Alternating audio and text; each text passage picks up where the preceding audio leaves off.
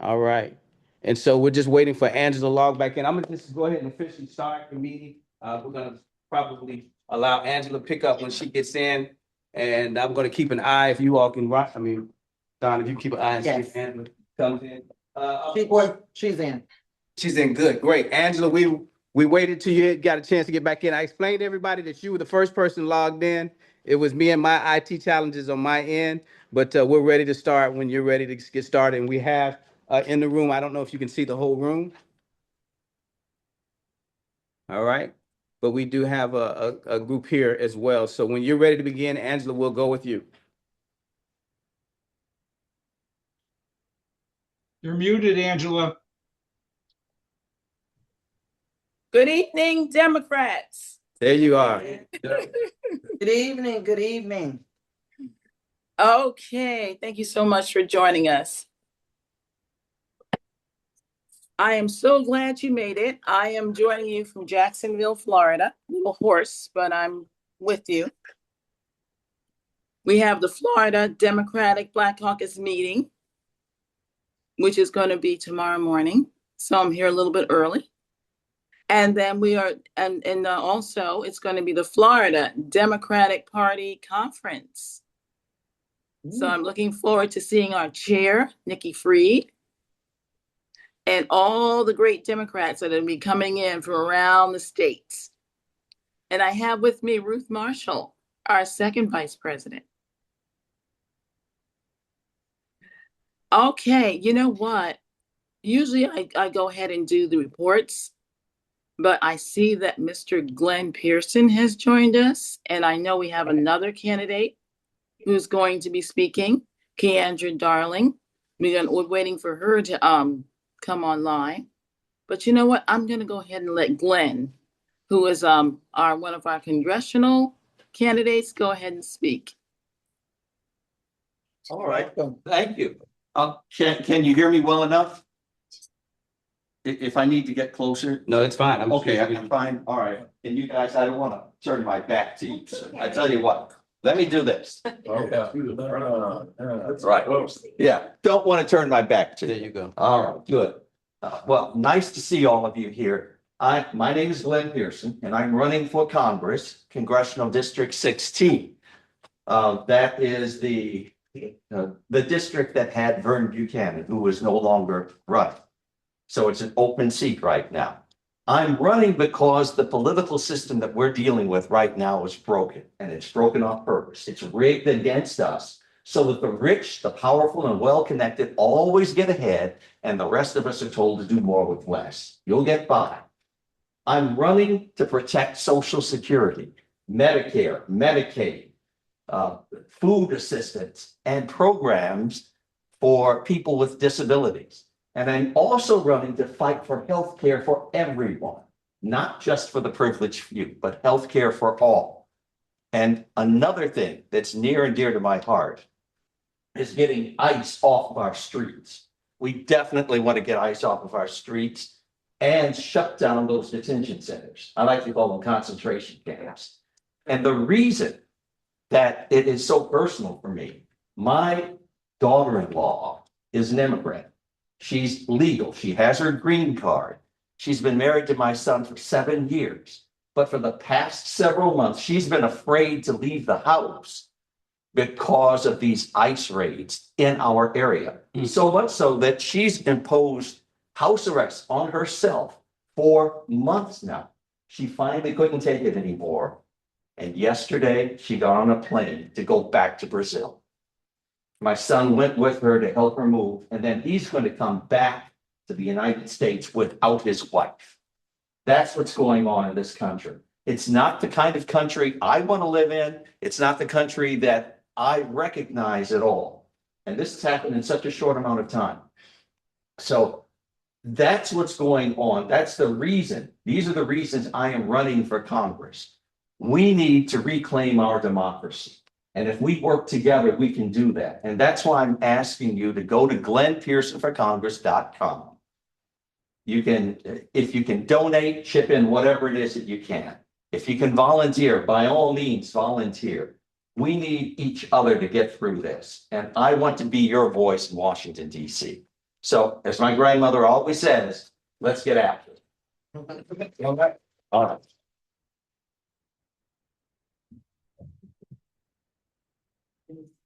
All right, thank you very much. I was amiss. I forgot to say the Pledge of Allegiance. Please stand. All right. Do we have a veteran in the room? No veterans? No, Okay. no, no.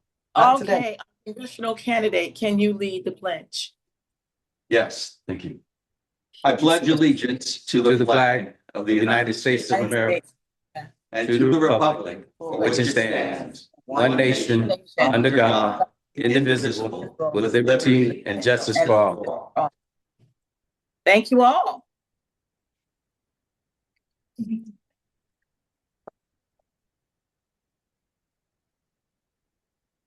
All right. Okay, you know what? We do have Keandra Darling in the waiting room. Can you see her? Let me see. She says she's waiting to get in.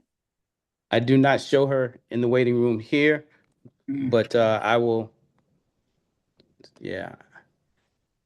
She may have to log back in because I'm not seeing her at this time. Maybe she went off and is coming back in. Hello. Do me a favor and call Keandra. Okay. Her phone number is 727-307-1961. You need that again? Please, 727-307-1961. 61. Okay. All right, we'll try to get Keandra in. In the meantime, I'd like to remind everyone that every third Saturday of the month, which is next weekend, we are going to have our phone banks. We are continuing to call our Black voters to get them out to the polls. We have one special election that we're still working on, which is Brian Nathan for Florida Senate. Yes. Okay, his election is fast approaching. It is the 24th day of this month. Today was the last day to ask for vote by mail ballots. So unfortunately, we're just gonna have to work with the people who already have their ballots. We're gonna chase them. We're gonna get them to the polls.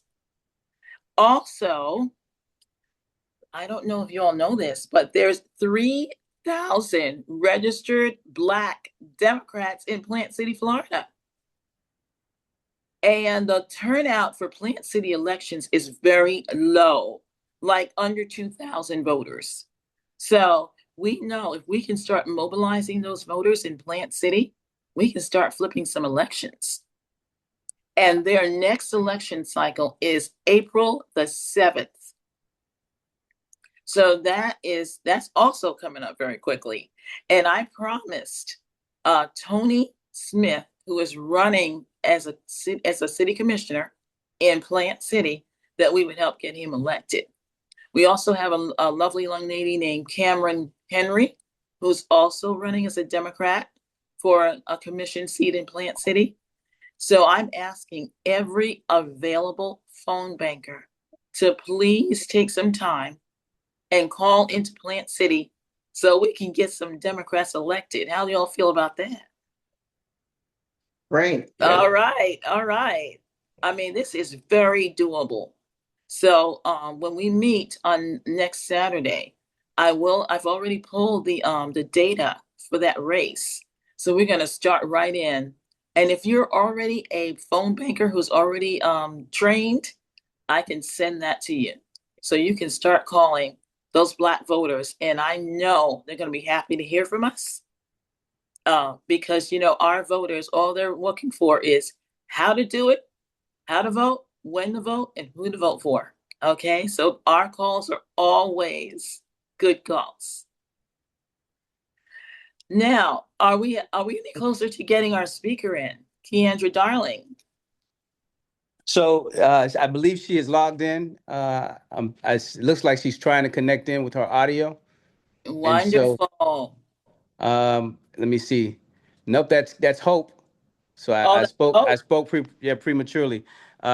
We're not letting people in. It's an automatic population once they Okay. get in. All right. So as long as her signal is strong enough, she'll join All us. right, so I'll call Keandra and see if she's having trouble then. Yeah, I did speak with her and she All said right. she was going to try to log back in. Okay, perfect, perfect. All right, so Keandra Darling is our Pinellas County president for the Hillsborough County Democrat, Pinellas County Democratic Black Caucus. And she has also chosen to run for the Florida State Representative seat that's being vacated by Miss Rayner, Michelle Rayner. And it is a gerrymandered seat. Half of the seat sits in Pinellas County, and another portion of the seat sits in Hillsborough County.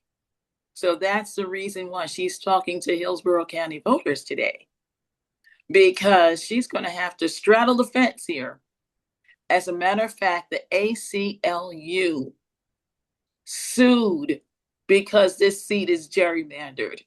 They took all the Black voters and put them into all one district. And you're supposed to not have a body of water separating the district. Okay. That's really against the law. But anyway, they lost the lawsuit. I'm sorry to say. I had went to one of the days in court. Also, James was there. The NAACP also testified. And unfortunately, that seat has remained the same. I'm going to try my best to get someone to come and give us an update on what's going on in Tallahassee, because it's not good. What's going on in Tallahassee is really bad because they are doing as much voter suppression as they possibly can. There's a bill that basically mirrors the SAVE Act. I'm sure some of you all have heard about that. They want everyone to prove that they're a citizen now. They want you to have a real ID on your driver's license. They want you to bring your birth certificate, your marriage license, all these things in order to vote. So we know that they're trying to disenfranchise our voters, especially Black voters, the poor, the elderly. You know, it's not easy to get your birth certificate if you're like my mother, who was born 100 years ago. So we know exactly what they're up to. So we are going to have to be prepared to help our voters navigate these waters, because they're trying to get it through as early as July, so that they'll be in place for our primary in August. So I wish I had better news, but also Equal Ground contacted me. They want to do a recap on what's going on in Tallahassee after the session is over. You may also know that there is going to be a special session in Tallahassee, and that's going to be to redistrict all of our congressional candidates, including Kathy Castor. They want to get rid of her, including Maxwell Frost. They want to get rid of him. So it's very scary. It's scary times that we're living in. But all we can do is fight, fight, fight, like the president said. The president said that, didn't he? Fight, fight, fight. We can fight too. Yep. I'm sorry to say that we did have a passing. One of our members, Izzy, who is a great union representative who retired from SEIU, is one of our great members, lost her sister. So if everyone is in agreement, we'd like to send her a card and flowers. Is everyone in agreement with that? Yes. Yes. Okay, thank you. I'm sure Izzy would really appreciate that. We're thinking of her at this time. Do we have Keandra Darling yet? I do. I'm not showing that she's joined us. We've had a few others who've joined. Yes, Keandra is online. We can give her There a she is. few seconds to There catch her breath. She is with us. All right. That's wonderful. All right. And if you can introduce her again, Angela, so she can catch her breath now that she's logged in. Keandra, I'm sorry, I cannot find the lovely bio that you sent me. Can you please introduce yourself to the audience? Happy to, no bio needed. I am here and happy to introduce myself. So as I shared already, my name is Keandra Darling, and I have the distinct honor and pleasure of running for Florida House District 62, which covers parts of South St. Petersburg and also South Hillsborough County around Progress Village, Claremelle, Riverview, and also Gibsonton. So I am born and raised in St. Petersburg. My family has been here for 4 generations, and I am raising the fifth. My son is now 9 years old, and certainly a part of what fuels me to be very active in this fight for Florida's future. My history here in the district has included work as a legislative aide for city council, interning in Congressman Charlie Crist's office, and working for a nonprofit. The nonprofit that I work for here is the Foundation for a Healthy St. Petersburg, and that work really fuels and funds nonprofits that do work around all of the social determinants of health. Health equity, racial equity was really the framing of that work. So I've touched housing, I've touched workforce development, I've touched education, and really all of the avenues that link to what health is tied to in our local communities.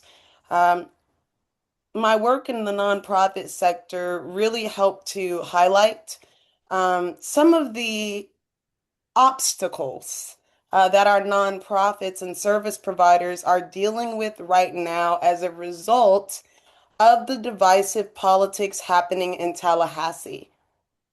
Many of the nonprofits that provide critical services around health, around education, and workforce development right now are having trouble in serving the communities most impacted, which are Black and Brown communities.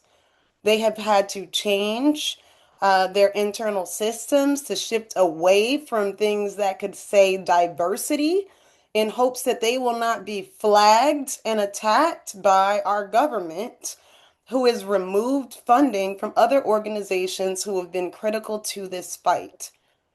Running up against that wall over here in St. Petersburg and working with nonprofits and watching them really try to navigate this new space in politics and watching it impact this work on the ground moved me to a space where I could no longer be comfortable in just providing services here in the district. 2 years ago, this week, 2 years ago, I lost my father to an overdose.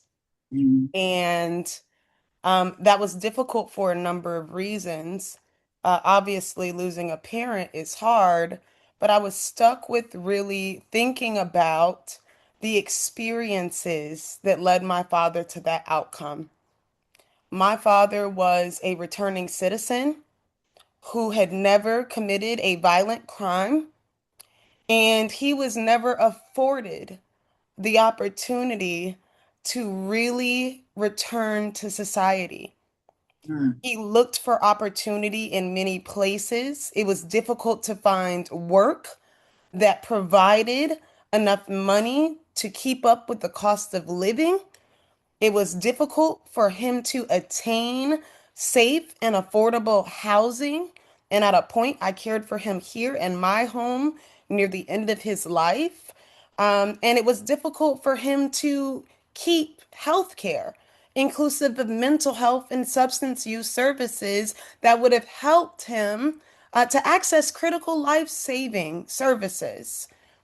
And so, in losing him, I became really uncomfortable with the environment that we are in. As I've shared with you all, I'm raising a 9-year-old son. And so when I think about what this environment looks like for him over the course of the next decade, I am genuinely concerned.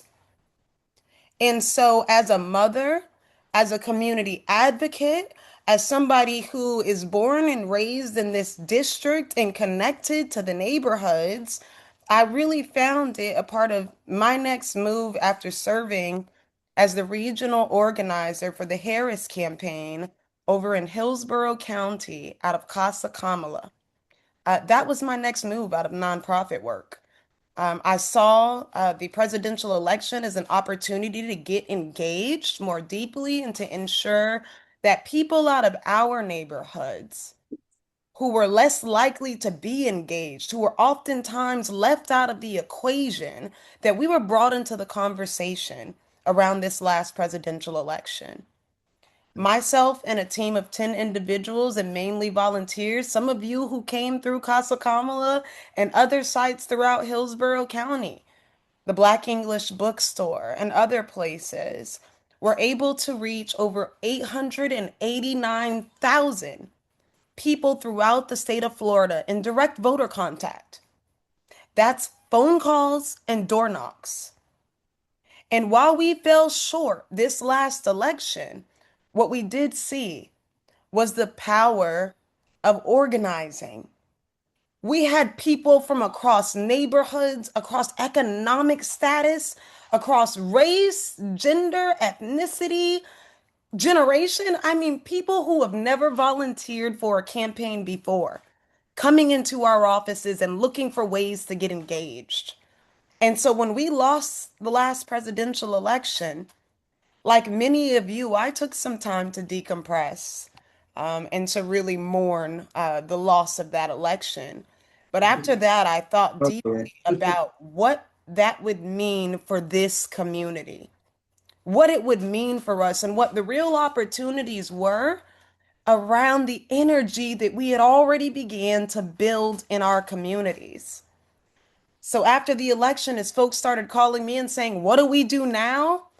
I started having conversations with people around the district, with people in Pinellas and Hillsborough County, and thinking about what our local opportunities were, and certainly eyeballing what was happening in Tallahassee, who has been following lock and step in line with what we're seeing in Washington, D.C., and this Trump's administration of goons.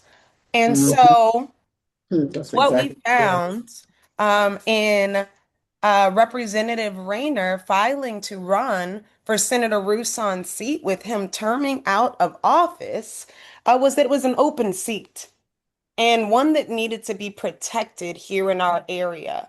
I find this to be a unique opportunity because it connects both Pinellas and Hillsborough County.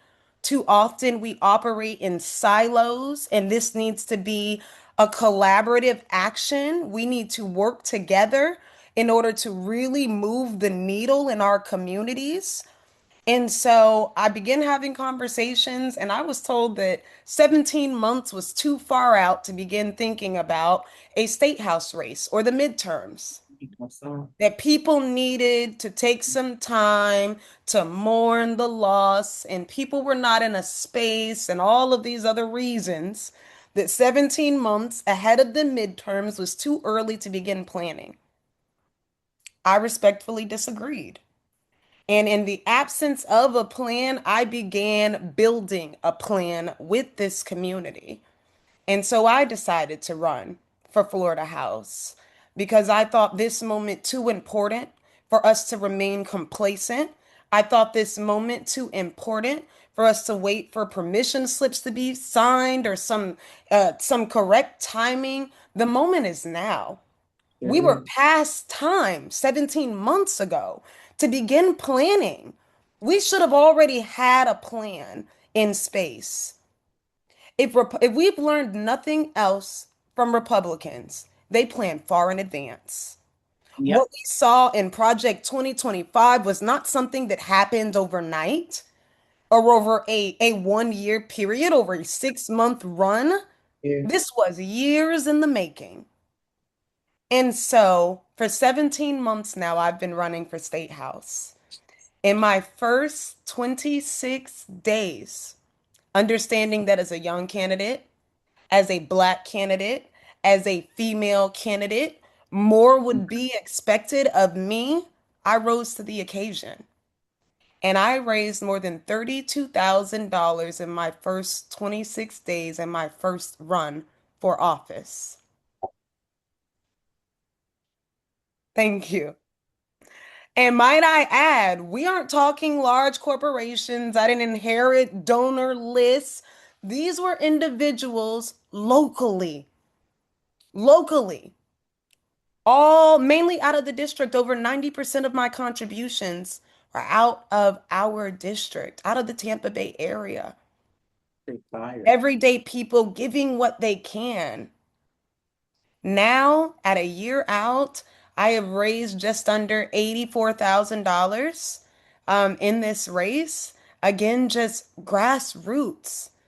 I am calling people all around our communities 2.5 to 3 hours, 6 days out of every week. I usually let Sundays be the day of rest, but sometimes we got to make calls on Sundays because they are working overtime right now. When I came in, I heard the conversation on the tail end around the attacks that we're seeing in Tallahassee around voting rights. We're seeing attacks in our local government, home rule. We saw murals be wiped from our streets. In the Tampa Bay area, that impacted us more than most of the state of Florida. Of course, including South Florida.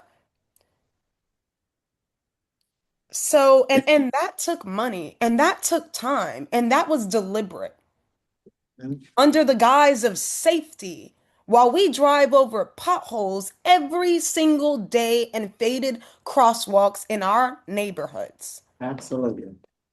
We cannot allow them to hide what is really happening. It's time for us to raise the alarms in our community. I'm grateful for all of you who continue to show up and who are active in this space and making sure that folks are paying attention to what's happening in Tallahassee. Too often, these conversations are had in the dark, and not enough people have the time to tune into every level of government and to watch hours long of debate. But this is important work. And so, in my run for Tallahassee, I'm focused on a number of things. There are 4 priorities that I've highlighted. Number 1, affordability.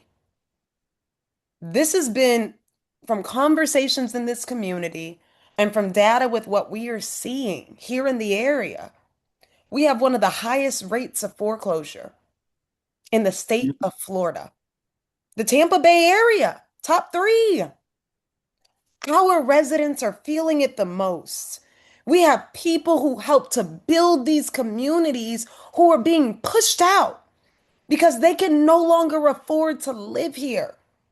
While we watch high rises and condos go up that the average day frontline worker cannot afford to live in.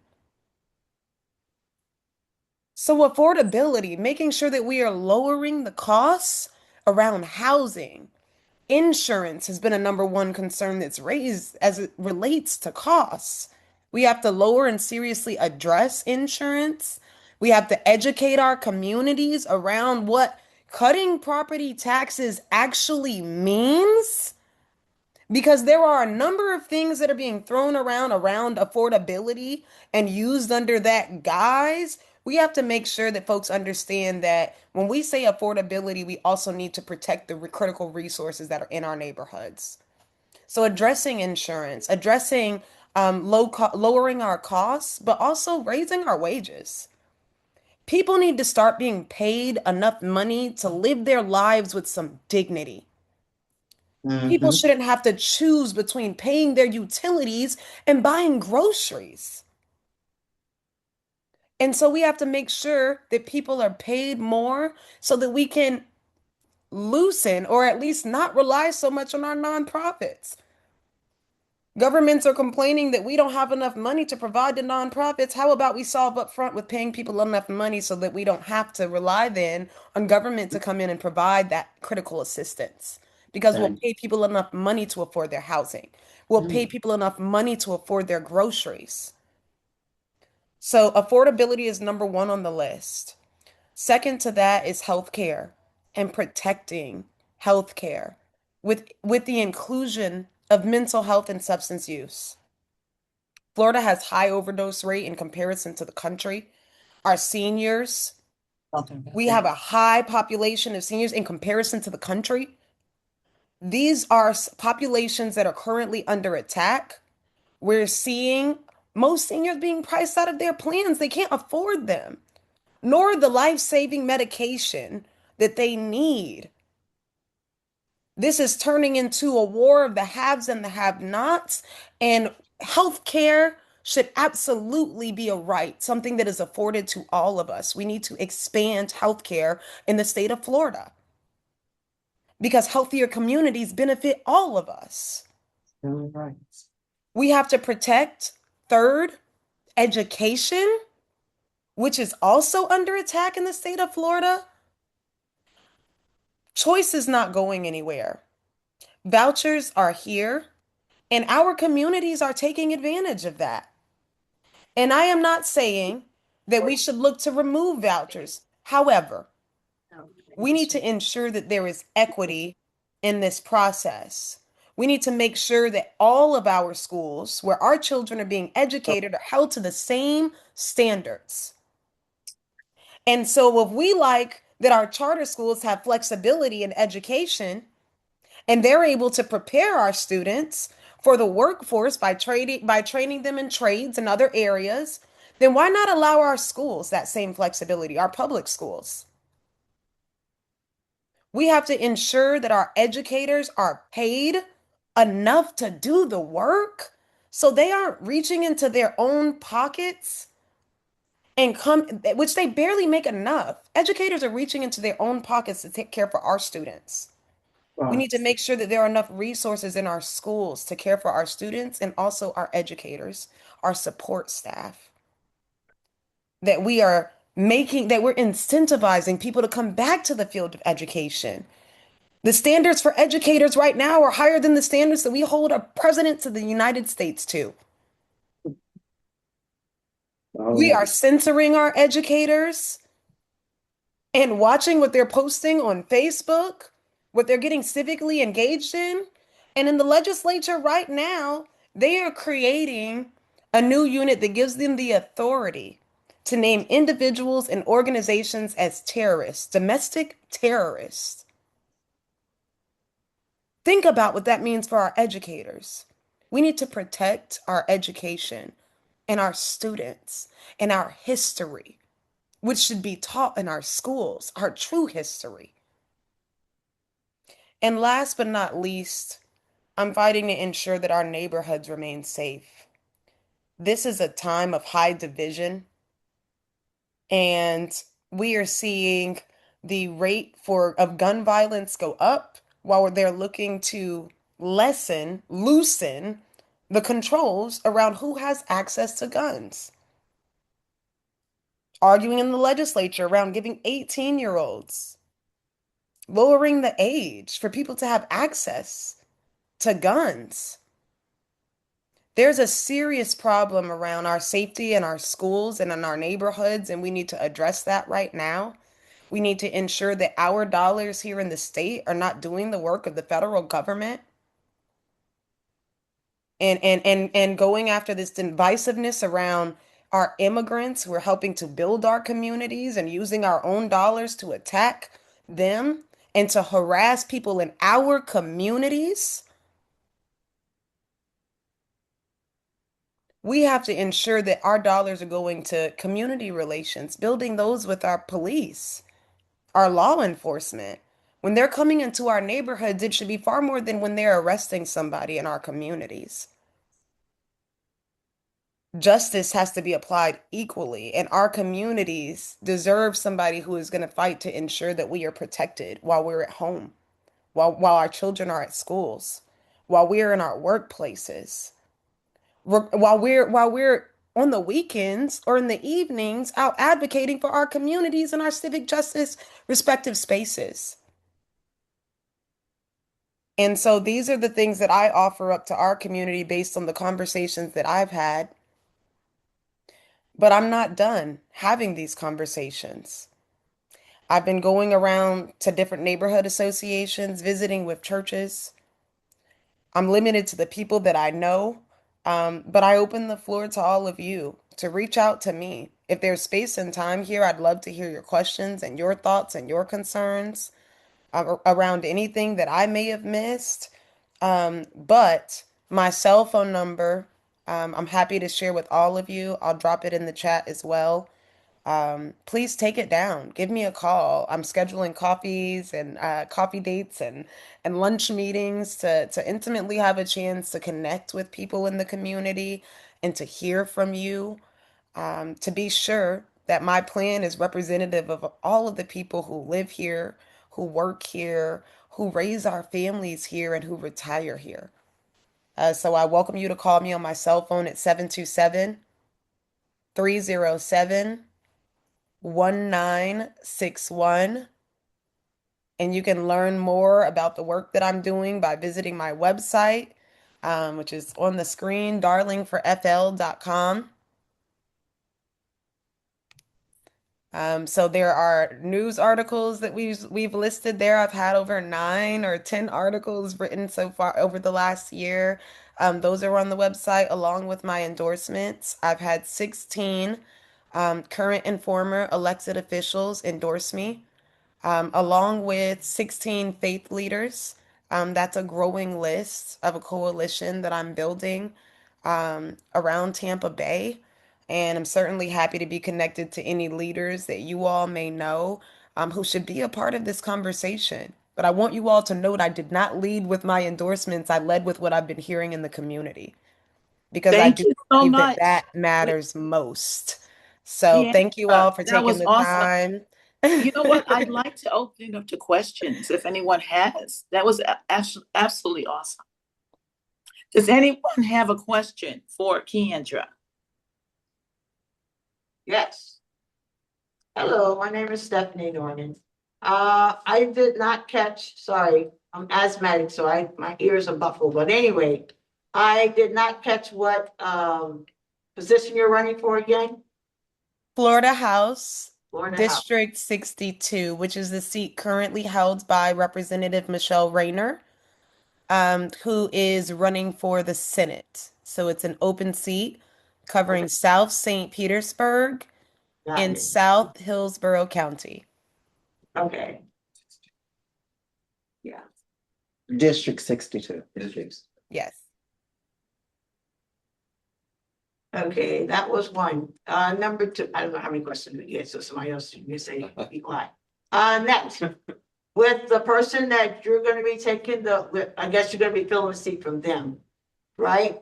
What is it that you're gonna do different that they did not do or try to do? That's a great question. I think that the current representative has been a very strong advocate on a number of things that I would be aligned to, especially as it relates to justice in our communities and equity. And diversity is a strength and not something that we should allow to be weaponized against our communities. She's also been an advocate on food deserts, which is a critical issue that we need attention on in our areas. I think there's an additional opportunity to think about how we address resiliency and building for that in South St. Petersburg. We were lucky in 2025 and in parts of South Hillsborough County as well. I've seen and heard about the impacts of the hurricanes in 2024. You have people who are still rebuilding as a result of the flooding on both sides of the bridge. And so I think there has to be some real attention around our infrastructure and how we're building for resiliency, especially in urban areas that are often left out of the equation. We see a lot of the response often go to our neighbors on the north side or along the waters in higher income neighborhoods. And those individuals are typically more prepared for flooding. They have flood insurance. We saw folks in our communities, homes completely devastated. And because there were areas that received flooding that historically just had not seen flooding in the past. Flood insurance is not required. And so many of them are using money out of their pockets in order to rebuild their homes. I think that's a huge opportunity for us. Also, in building, when I spoke to infrastructure, connectivity in our neighborhoods, and ensuring that there are grocery stores that are nearby, ensuring that there are healthcare centers and other care community resources all within a biking and walking distance, and our roads and communities are built for that. That also cuts back on affordability, on costs. When people can reach critical resources within their own neighborhoods without having to drive 20 to 30 minutes out to reach those. So, those are some of the areas that I think are real opportunities for us to address in the State House. Interesting. And If we do have any more questions? We do have another question, and for the people who are live, we have on the screen your district. And so if you'd like to describe the district, I can kind of make it plain for the people on the Hillsborough side. Right where Palm River starts to begin, all the way stretching down south toward Apollo Beach, really right before you get to Apollo Beach, so you're talking about Gibsonton, Riverview area, is where her territory picks up here in Tampa. So if you know what District 63, Diane Hart's district is in East Tampa, going just a little bit further east, where her district ends, 63, 62 picks up and then carries across the water to St. Petersburg. All right. And so you have one more question. I hear, my name is. Thank you. And that's Big Bend Road is actually that cutoff at the southernmost part of the district. Very good. That's where Apollo Beach begins. Big Bend's a good landmark. Thank you. I was just about to say that. That's where Big Ben is at. Yeah. Yeah. Absolutely. My name is Freddie Mitchell, and I hear a lot of talk about food deserts, and it's a very needed issue, but I hear very little talk about bank deserts. And in most of our communities, there are no, we just went straight out desert as far as banking is concerned. One of the things that, and I know you got a lot on your plate, this, I understand that, but I just want to put this out there for everyone. Is there any accountability being done for Community Reinvestment Act money that's out there? I was talking to one of the major banks that just started here in the area, and they were trying to find nonprofit organizations that they could give money to in order for them to keep their status. So that was one of the things I wanted to ask you. I know you got a nonprofit organization. Had they looked into that area? Are you asking me, has my nonprofit? I don't I'm sorry. You're asking me, have they looked into that? Have I looked into the area? Have your yourself or your organization either? There's As far as different people put it on their campaigns to kind of shine a light on areas. Most of the areas that I've seen the politicians are running in are desert, bank deserts. There are no major banks in those areas. And That's absolutely a good point. South St. Petersburg has a handful, and in the parts of the district that are covered in South Hillsborough, as I was driving around, as you all may know, in those areas, they're pretty far spread from one another. So that's a really good point, Freddie. Thank you for that. And I think in the conversation around critical resources that are within and are near neighborhoods, that should absolutely be a part of the equation. So I'll add that note to be more intentional with that. Thank you. It's a great point. Thank you. There are no additional hands in the room. If I'm looking to see if anyone has their hand raised online, it looks like we're ready to say thank you and turn it over to you, Madam President. Well, Thank I you do all. want to say that I know a really good SBA lender. It's my son. Okay. So and he got the money. If you got a good project, he got the money. Okay, so can you all give a round of applause to Keandra Darling? She also mentioned a topic that's very close to my heart, which is Medicare, Medicaid recipients. I happen to be a Medicare life and health agent, and the poor are really suffering, and they're going to put more requirements on people who need food stamps. Yeah. So it's really a bad time to be poor. I hate to say it, but they're really going after the poor, the disenfranchised. So if you know anyone who needs assistance with Medicare or Medicaid, please think of me.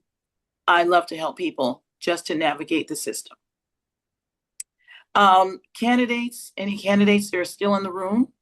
We We do? always give them 3 minutes. I'm gonna ask the first vice president to give his report. Okay, we do have candidates in the room, so are we? Get ready. Okay, get ready. Okay, thank you. Okay. Okay, And then so, our first vice president, do you have a report? yes, I do. Thank you. We have a two-tier report, and I'm going to ask Don to prepare to just give a recap of what we discussed. However, I'm ready to assist with that. In our last meeting, we discussed that we were going to have a training in February. We did have that training February 28th. By show of hands, how many of you were here to be able to attend a training? Yeah, you were there, you were in attendance. So for all of you who did not raise your hand, we want you to attend the next training, all right? All right, this was February 20th. I think we're in the January training. Okay, yeah. All right, and so thank you. It wasn't orientation, but it was an opportunity for us to also get a jump start on our fundraising. As chair of the finance committee, that's something I'm responsible for. Don volunteered to be the chair of the fundraising committee, so I want to thank her. All right. And at that time, we narrowed down things as far as possible venues. Yes. We narrowed down dates. Yes. We narrowed down commitment to what the event should feel like. And we narrowed down the possibilities of being flexible, having the event not necessarily on a traditional Saturday, maybe entertaining a Sunday or a Thursday, depending on what gives us the best opportunity to save money. Yes. Don, did I miss anything? We're gonna be looking for sponsors, and we'll be reaching out to get those speakers as well. Absolutely. And so we want to encourage you, if you're here today, we want to encourage you to join two committees, either the fundraising committee, yes, everybody's shaking their head because you're going to do that, right? And the membership committee. We want you to be motivated to invite someone to this meeting. Yes. So that when you can't make it, they can fill you in on what happened. I want to thank Jackie Coffee Leaks, who's made sure that she did that. I believe Hope is online and Jackie Coffee got her involved. So thank you. That's an example of what it looks like. If you can't make a meeting, you partner with someone in the community to make sure we're moving forward, we're connected, and we're doing the right things and make sure that we're growing as a group and as an organization. And at this time, I'm going to turn it back over to you, Madam President. Do you have a date yet for the next training? So we were looking at the 18th, and it was going to be virtual. That's what I said at the last meeting. I am facilitating that, and I'm working through a conflict. It looks like I've worked through it, but I want to confirm it when I know I'll be there. All right. Okay, I do want to thank our first vice because for the very first time we have an orientation. So that means when you join the caucus, you get to learn about when the caucus began, who started it, what our mission is. So this is, we really feel that's very important for, especially for new members and older members, so they can know what the organization is about. We do report to the Florida Democratic Party and the chair, which is Nikki Freed, on the state level. So that's, and I will be, and the reason I'm here today is in the morning, we're going to have our Florida Democrat, our Democratic Black Caucus of Florida meeting for all of our presidents. And they're going to come from around the state and we're going to meet together. So I know when you're new, it's a lot to learn. I still want to encourage all of our members to go to our DEC, that's our Democratic Executive Committee meeting. And that's always the third Monday of the month. We want all of our Democrats to show up to their party meeting. There's then you learn what all the clubs and caucuses are doing. The Women's Club, the LGBTQ caucus, North Democrats, Hillsborough Southeast Democrats. We got, we're a big tent. So we want to make sure everyone is invited, and we want to be a big family where we're all working together. When we need phone bankers, I call on all the clubs and caucuses, and they come to our aid to help get out the Black vote. All right, so the next thing we're gonna do is, I see Jackie Coffee. Oh, by the way, let me tell you, our treasurer is away, and our second vice does not have a report. Just want you to know that. Jackie Coffee I wanna Leaks. Just say thank you. I did just want to say thank you. I've been calling members of the caucus and everybody's been very receptive and they've helped me to aid me along with my job, which is new, totally new to me. So I just want to say thank you to all of you. Thank you, Jackie. That was Ruth, our brand new second vice president. Jackie Coffee Leaks. Yes, Did you ma'am. We want to give you your 3 minutes. You're a candidate.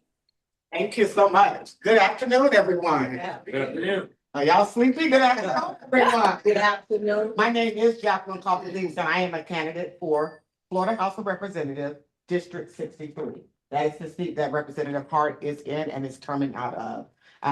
I was born and raised in Tampa. I was born in Sulphur Springs and raised in College Hill. So I had the pleasure of being in two communities at one time, and I still serve two communities at one time. I still live in Sulphur Springs, and I am an associate pastor here in East Tampa at 34th Street Church of God. I also run two nonprofits, one in Sulphur Springs and one in East Tampa. The one in Sulphur Springs focuses on collective impact. So bringing those that are serving the community together instead of working in silos to build strength in order to get work done in the community. So that is an organization that has everything from the United Way to the Y to the school district, the city, the county, and providers. And most of all, it's led by residents. So we listen to the needs and then we meet those needs by providing talent, time, and treasure to meet those needs. In East Tampa, I run Bethesda Outreach Ministry, which runs just three things in the community. Help with housing and finance for people that want to start nonprofits and work. We run a community garden and we run a pantry for about the last 20 years. So I work in both communities and it's given me the opportunity to not only work in my district, but to live in it. And so that is why I'm running. Because of my lived experiences, I'm able to do that. I have been traveling to Tallahassee and DC probably since I was 6 years old. My dad was a union worker and it was mandatory that we had to learn to advocate for our community. So it wasn't optional because he believed it was no good if just we were good if our neighbors were not good, if the people that he worked with were not good. So that has been my work ethic. In my recent years, I have worked to take children and to Children's Week and to work in Tallahassee. So I've had the opportunity over the last about 12 to 13 years to work on laws that affect our children and seniors and things around that, and to work on bills and become a part of a statewide initiative that works on what we call a cradle to career model. We're looking at what happens before a child is born until we get them to career. And so that's been a pleasure because it's also helped, again, with bringing resources to our community at a tune of about $50 million that we've been able to bring over the last 6 or 7 years. So if there is strength in working collectively, when we get beyond self and realize that we're stronger together, it has really been. So I've been blessed. And with that money, what I've been able to bring back to our community is able to help other nonprofits. So I've helped fund G3, E3, a program for the Y, program to the United Way, and bring that money back so that they can work in our communities, because we say what our children need. But one of the things that I'm really, really passionate about is a pathway to mobility, because we can tell people where they need to be, but until we put resources to help them get there, we're just handing out ideas. So I'm really adamant about those things. One of my other passions is I've had the pleasure, and I say pleasure with the biggest heart, caring for my grandmother and my aunt. They were both terminally ill with cancer to their last breath. So I had to be on the other side as a caregiver. So my lens as a caregiver and what caregivers need, what our seniors need is different, because we're blessed. I come from a big family. I'm one of 75 first cousins, so I'm not doing this for popularity. I'm good already. But what I saw, my grandmother never had to worry about a ride to the doctor. My aunt never had a ride. But there were so many people in those doctor rooms that I would hear people talking rude to them or abusive. They didn't have anybody to advocate. Many times I would leave out the room with my aunt or with my grandmother and go sit in the room with someone else, because there was a language barrier. There were things that would happen. So I've been blessed to be on all of those things. So my priorities are youth mobility, not affordable housing, but attainable housing. Because also I've served as, I have a general contractor, so I understand that there are natural rehabilitation that we can do to save some of our things, help with some things to build up what we have and strengthen our community. And then around economic stability for our communities. I know she said I have 3 minutes. I want to honor that. Thank you, Madam President, for giving me an opportunity. And I'll be back to talk more with the full platform when you give me some more minutes. God bless you. Do we have any other candidates? Really, the room is, yeah. the room- That's it. That's it. That's all our candidates. Oh, Check online. you know what? I think I see some new people in the room. Can we have, can we have each new person introduce themselves, please? Okay, Oh, hi, I'm Stefan. Norman. Hi. I've decided to. Oh, you did put it wrong. Yeah. I can't see him. We have a person introducing himself. I can't see him. And he's coming up. He's stepping up Hello, now. how are you? I'm Stefan. Oh, okay, there we go. Hi, I'm Okay. Stefan. How are you? Nice to meet you. Who are- My name is Stefan Speak Norman. loud enough for them. Okay. Okay. My name is Stefan Norman and I'm running for, in the process of running for governor. I see a lot of issues that are going on right now with the way that Tallahassee has, as the other candidate also explained as well. There are a lot of issues that have been going on within the state that I feel like when we actually do be able to change out the next term of governor, we'll be able to fix. I don't know if you guys have heard or not, but I know that you've been reading any articles, not Jason, but the Attorney General Othermeyer is trying to essentially throw out the mayor of Tampa because she's not aligned for the hospitals and different arrests for residents of Florida to basically for give information to ICE as far as their The city police department, what he's saying, they're trying to oust her out because she has certain stipulations about how the city of Tampa Police Department handle immigrants. Thank you. Yes, and so that of course is a major issue, not just for them, but it could also be an issue for us residents, Black people as well, because as we all know, it's a lot more of American citizens that have been getting disappeared by ICE more than any illegals. I think it's at least from what they're saying. So I've decided to take it upon myself to, with the help of God, to do my best to run for governor. I've looked at other people that have a platform and I've seen kind of what they have to do or kind of what they're trying to do as far as in the community. But I do feel like I would definitely be the better candidate simply because I have a much more fight to me. I don't feel like anybody now has really said anything or done anything that's really putting them at a standpoint to where they understand that their biggest adversary is going to be the president. And everyone wants to, kind of talk around certain things or not really address certain things that are actually going on within actual Florida because they don't want to upset DeSantis or they don't upset the president, when I feel like you don't win the game if you don't go up against the biggest boss and beat him at this point. And the way that things are now, everything has become so just a cesspool of corruption and just people doing things because they feel like no one's going to check them about it or no one's going to actually go forward to take the necessary steps in order to address them for it. And I feel like at the end of the day, I'm going to be the best person to do that. So I'm still in the process of getting my paperwork all together and things like that. But I just wanted to put the word out there, let everyone know that, you'll be, of course, seeing me soon. And I'm gonna need all of the help and support I can get. So anything you guys can do or anything I can do to kind of, we can go together on it, I'll be more than happy to do. And my phone, Did you say your name is Javon? Stefan. Stefan, I'd like to personally invite you to our phone bank. It's going to be next Saturday. Okay. And we want to start getting you trained, okay? Okay. Do you have is it on the? I'll get you the information before you leave. Okay, thank you. No problem. Absolutely. Yes. All right. Great. That's all. Who's our next new person? All right, next new person. All right, coming from the back of the room, give him time, he's moving quickly. All right, Good evening, everyone. Good evening. My name is Charles. I'm still relatively new to the Tampa Bay area. I'm from Brooklyn, New York, so I haven't really ingratiated myself. Okay. Brooklyn in the house, yay. Right. I recently graduated from college 2 years ago, and I'm currently at work for HCSO. And I think one of the reasons why I came today and why I want to be more politically involved. I'm looking the state of Florida has kind of been like extremely discouraging in terms of the Democrat resistance here. I look at, Florida's now redder in terms of conservatism than the state of Texas. You just look at the map and it's like, oh my God, so it's just all red.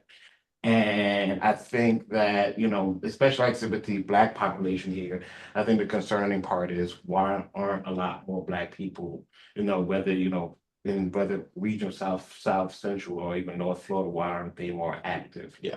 What's going, no, of course, we also know about gerrymandering, the removed districts. I also think it's the lack of knowledge that I think a lot of people here, like, they don't, like, I've even like heard it with like one-on-one conversations. And just that stuff that a lot of people don't know is that, lack of education in terms of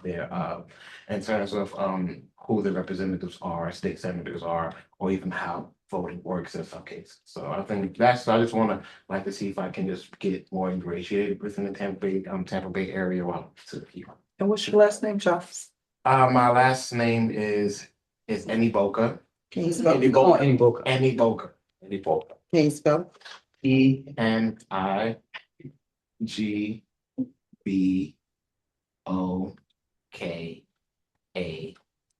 Come on. All right. We welcome And you. the first name again, please. Charles. Yes. Charles, thank you so much for coming this evening. We also like to invite you to our phone bank. It's going to be next Saturday. We want you to start getting you trained on how to talk to voters. This Saturday? Next Saturday, the 21st. I work on Saturdays, unfortunately. Oh, you work on Saturdays. Yeah. Okay. Well, we'll look forward to seeing you back at our next. He's here meeting. tonight, though. Yeah. Right. Okay. Thank you for coming. All right. What are you running for? I'm sorry. I'm not running for anything. I'm just here. All right. Any other new person here tonight? Anyone else coming here for the first time? Thank you both. I see a gentleman in a blue shirt. We have a hand. He's been before. I've been here before, Angela. It's Matthew Frankel. Hi. Hi. All right. But we do have sitting in front of Matthew. My name is Gabriella. Yeah, this is my first time here. I work with a candidate named Kimberly Overman. She's running for Congress in the 15th district. So it is not Kathy Castor's district, but the one to the east of it, I guess. It includes parts of Tampa, and a big portion of Hillsborough County, Pasco County, and Polk County. But she is running to unseat Laurel Lee, who currently holds that seat. She's a great candidate. If anybody would like to know more about her, please ask me any questions. I also have petitions for her to get on the ballot here, which I'll pass around later. But yeah, I won't take too much time. Well, we want to know more about you. Yeah, what's your name? Gabriella. I know it's Gabrielle. Okay. Ortiz. All right. How long you lived in the Tampa area? So I actually am from St. Pete. Okay. I grew up there. I went to Gibbs High School. Gibbs. Historic. Definitely is. I love my school. And then I went to USF. I've been involved in politics for a little bit now. I worked for the Harris campaign. Before that, I was always really interested in politics. I did a lot of stuff at school. I was part of my school's, my university's Latin American Student Association, Black Student Association, and Caribbean Cultural Club. So, yeah, I don't really have that much to say because I don't want to take up too much time with reading, but it's very nice to meet you all. All right. And I believe our president is going to extend the invitation for you to join us for the phone banking. Is that correct, Angela? Yes, yes, yes. All right. And bring friends, bring your team. Yeah. Mm-hmm. All right. And I just I'm going to use this as a chance to champion what Angela's encouraging you all to do. There's a special election right around the corner, right? So the phone banking is to help our Democratic candidate win. If you are supporting a candidate, you want to help the current candidate win because unfortunately, people like to be a part of a movement that they feel is going somewhere. So sometimes we get involved with one person's race when we want to support all the races that lead to success for the entire Democratic Party. Yes. So if you are here and you're supporting a candidate, we totally appreciate you being motivated by that. But if we can extend that to the most current election that's coming up, it's right around the corner. Let's do that. And that's why Angela is asking us to participate in the phone banking. So thank you, Angela, Madam President. I turn And it also, back to you. if I know you and your team are coming, I will pull the data and you can even call for your candidate. Come on Right, now. exactly. Come on. Yes. Okay? Because we want everybody who wants to call Black voters. I'm waiting for the moment. Okay. Thank you, Don.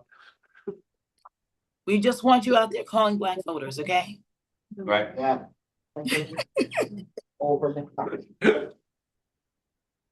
Well, I want to say thank you so much for coming.